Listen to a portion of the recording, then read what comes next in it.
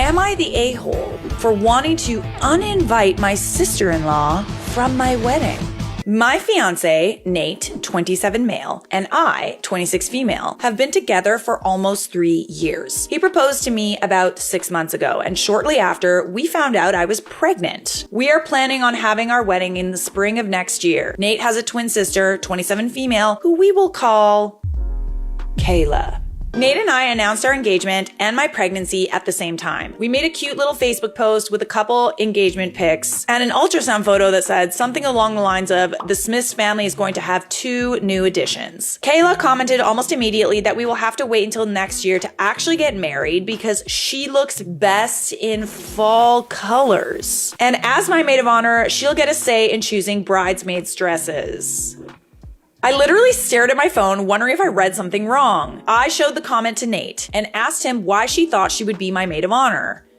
He had no clue. So I texted her, and this is how that exchange went. Hey Kayla, I see you saw our announcement on Facebook. Thank you for being ready to step up for me, but we haven't started working out our wedding logistics yet. And I haven't picked my bridesmaids, much less my maid of honor. Once we have more details of the wedding worked out, we will let you know. Well, you don't have to choose a maid of honor anymore. I'm your maid of honor.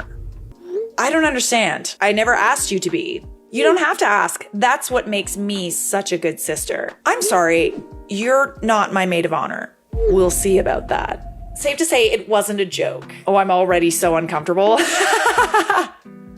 I showed these messages to Nate, who said he would deal with it. I have no idea what the extent of their conversation was, but Kayla never brought up being my maid of honor again. She just reared her ugly attitude in different ways. As of now, Nate and I have booked the venues, caterer, the florals, decorations, and the DJ. A couple of months ago, I invited mine and Nate's mothers, along with my sister Sam, who I asked to be my maid of honor, to do some dress shopping. Kayla found out from her mom and invited herself to tag along. We started by looking for a dress for Sam. I wanted my bridesmaids in a pretty pastel yellow. Oh, so cute. But Sam is gonna be more golden. Kayla would not shut up about how yellow is such an ugly color, and I should go with pink or blue instead. She even grabbed a bunch of pink and blue dresses to try on herself. I tried my best to ignore her while her mother entertained her bizarre ideas. Sam and my mother were making constant comments about how it's my wedding and if Kayla isn't going to be helpful, she should just leave. Unfortunately, she didn't. And I'm too nice to kick her out in front of my mother-in-law, who I already have a strained relationship with.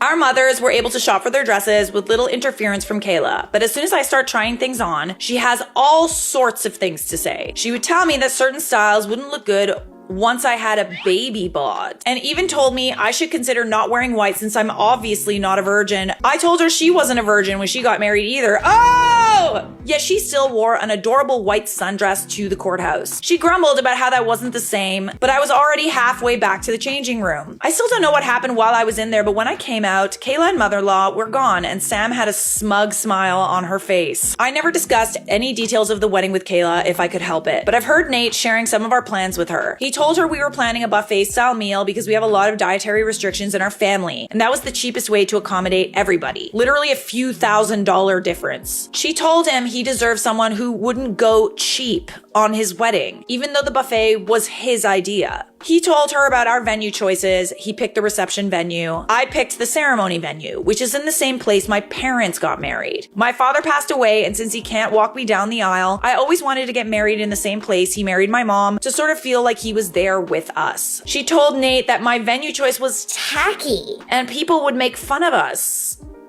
Who, you? When he mentioned he wanted a DJ, she made a comment about how she knew I wasn't classy enough to want a live band. Each and every time she would make comments like this, Nate would tell her that they were his ideas, but not call her out for how she spoke about me, which I do feel a little hurt by. I've expressed this to him and he told me he would try and do better by calling her out, but she just always has been this way. I told him that's no excuse for her to be disrespectful and stick her nose into business that doesn't concern her. He hesitantly agreed. On Friday, I got an email from the venue 4 our ceremony, confirming our cancellation and asking if we need to reschedule. Shortly after that, I got a voicemail from our caterer explaining that my new wedding planner had just called, but the line had dropped and was wondering if I could pass along her phone number so they could finish going over changes to the menu. I immediately emailed the venue back saying that no, we are not canceling or rescheduling. Please keep our original date on the books. I called the caterer, who explained that a woman had called and said she was my new wedding planner. She said that I wanted to make some changes to the contract, namely switching from a buffet style to plated meals. I told him this was not the case. I do not have a wedding planner, and please do not make any changes unless contacted by me or Nate directly with the information we have on file. The caterer suggested putting a password. I was just about to say that. Like, it's so crazy that you even have to do this.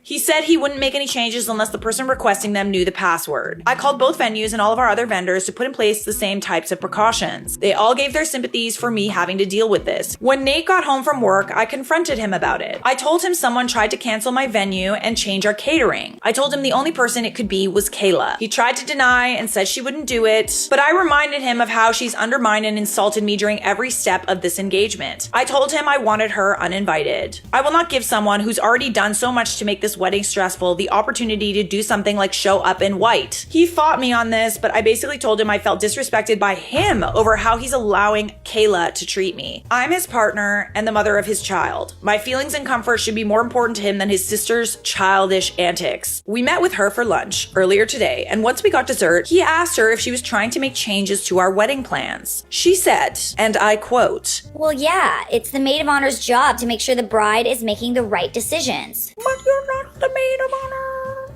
Before Nate could even say anything, I told her she's not my maid of honor, and even if she was, that would not give her the authority to undermine our decisions and make changes to the wedding plans and budget behind our backs. She said she didn't see what the big deal was since her grandmother had offered us a pretty large chunk of change as a present to help pay for the wedding. I told her again the wedding budget is none of her business. She tried to argue, but I cut her off. Okay, so what's happening with your future husband at this point? Because I'm not liking how he's again not doing anything. I told her that her behavior regarding our wedding thus far has been nothing but disrespectful and insulting. I told her trying to cancel my venue had crossed the line and she was no longer invited to the wedding. She seemed absolutely shocked by this. She looked at Nate, waiting for him to defend her, and then he did. He looked at me and said, "Why don't we give her one more chance?" I asked if he was kidding, and he said no. How many chances can you give someone? Fool me once, shame on you, fool me twice. Kayla was only doing what she thought was best for us, and now that we've told her that wasn't okay, we should give her a chance to correct her behavior. I didn't even respond. I just got up and left. I went and got in my car and drove home, thinking to myself if he wanted to side with his sister, then he could rely on her to get home. I ignored him trying to get a hold of me. I almost feel like she's trying to get rid of you. Part of me thinks that she's just genuinely doesn't like you and does not want you to marry her brother. Who in their right mind would do this unless they hate you?